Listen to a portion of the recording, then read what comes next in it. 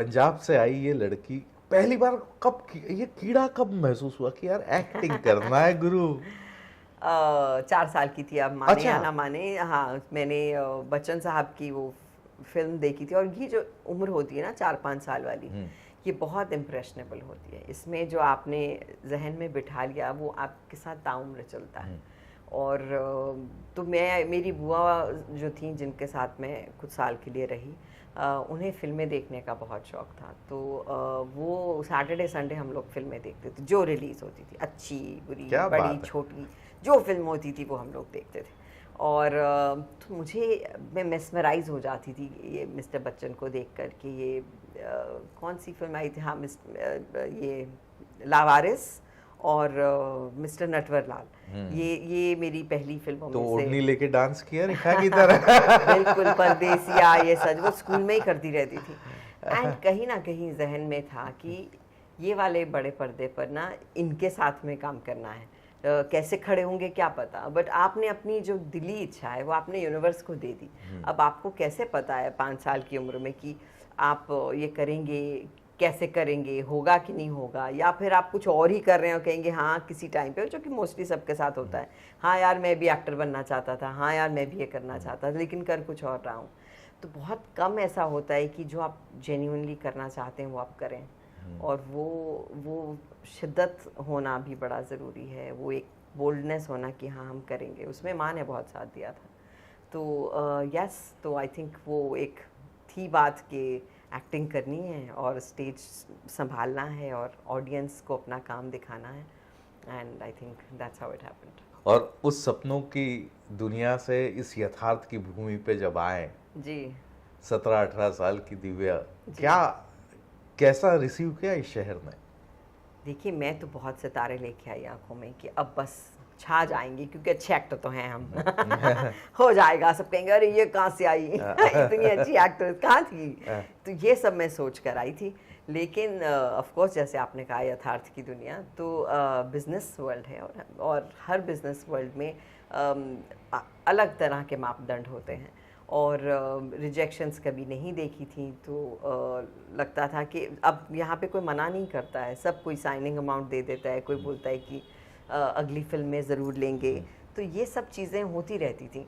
और फिर जब नहीं होता था तो मुझे लगता था यार ऐसा कैसे होता है कि कोई आपको मना कर दे हाँ बोलकर। तो वो फिर मैंने सीखा कि ये किसी भी बिज़नेस का हिस्सा है, मोर सो उस बिज़नेस का जहाँ पर बहुत बड़े बड़े डिसीजंस लिए जाते हैं। ऑडियंस किसको देखेगी, किस हीरो के साथ देखेगी, बहुत बड़ी बड़ी चीज़ें हैं। तो उसमें अपने आप को फिट करना मुझे हमेशा लगता था कि थोड़ा मुश्किल काम है। लेकिन फिर मल्टी स्टारर्स करनी शुरू की। फिर मल्टी स्टारर्स करके मुझे लगा इसमें तो मैं 4 ही लाइंस बोलती हूँ और 2 गाने गाती हूँ। I want to do something else, and I think फिर मेरे हिस्से ट्रेन टू पाकिस्तान, शहीद-ए-मोहब्बत, श्याम बेनेगल की फिल्में, ये सब आना शुरू हुआ। और कहीं ना कहीं जाकर वो एक बैलेंस बना उस वक्त की आर्ट फिल्म्स और कमर्शियल फिल्म्स का। और उस वक्त वो कहीं मैरिज हो रही थी आर्ट और कमर्शियल की, तो वो मिक्स सा हो रहा था। तो सबको लगता था इसे हम क्या बुलाएं, ये जो है ये दोनों तरह का काम करती है, ये नॉट नेसेसरली हीरो को रोमांस कर रही है, तो क्या ये हीरोइन है? तो अगर पर ये रोल जो है इसका ये बहुत ही इम्पोर्टेंट है, तो क्या ये मतलब इसको हम वो बुला लें सपोर्टिंग? तो मुझे ये जो स्टैम्प्स मिलते थे ये बिल्कुल पसंद ही नहीं थे कि मैं एक एक्टर हूँ और मैं कोई भी रोल करूँ मैं एक्टर ही रहूँगी, चाहे मैं लीड करूँ, चाहे रोमांस करूँ, चाहे नेगेटिव करूँ, चाहे कॉमेडी करूँ, चाहे मैं गेस्ट अपीयरेंस करके निकल जाऊँ। I am an actor and I am doing what I want to do. तो उसमें कोई स्टैंप देना ज़रूरी नहीं है। एंड टुडे आप देखें पराग, आप OTTs देखें, आप देखेंगे एक्टर सब कुछ कर रहे हैं, सब कुछ कर रहे हैं। तो जिस चीज़ की जद्दोजहद में हम लोग लगे रहते थे, I think finally it is happening. Actor की लाइफ का सबसे जो मुश्किल दौर है, जितना मैं लोगों से बात करता हूँ, कि आपका सब कुछ फाइनल हो गया, साइनिंग मिल गया, शूट की डेट तय हो गई और पता पड़ता है यू आर रिप्लेस्ड। करेक्ट, ऐसा हुआ, काफ़ी बार हुआ। वही तो बता रही हूँ कि लगता था ऐसे कैसे होगा। लेकिन रिजेक्शंस भी आई थिंक ज़िंदगी का हिस्सा हैं, और वो कई बार ज़रूरी भी होते हैं। आपको और कड़क बनाते हैं लाइफ में, आपको बताते हैं कि ये बी ऑल एंड ऑल नहीं है। हम एक चीज़ को इतनी इम्पोर्टेंस दे देते हैं। I remember mamma used to say कि यही आ जाएंगे डायरेक्टर तुम्हारे पास दोबारा जिन्होंने नहीं लिया। तो मैं सोचती थी माँ है वही चीज़ बोल रही हैं कि बच्चे को इस वक्त किसी तरह से हौसला दिया जाए। तो लेकिन हुआ यही पर आके जिन डायरेक्टर्स के साथ काम नहीं किया वो दोबारा और बेहतर रोल्स लेकर आए। बट वो आपकी कांस्टेंट एफर्ट की बड़ी ज़रूरत है।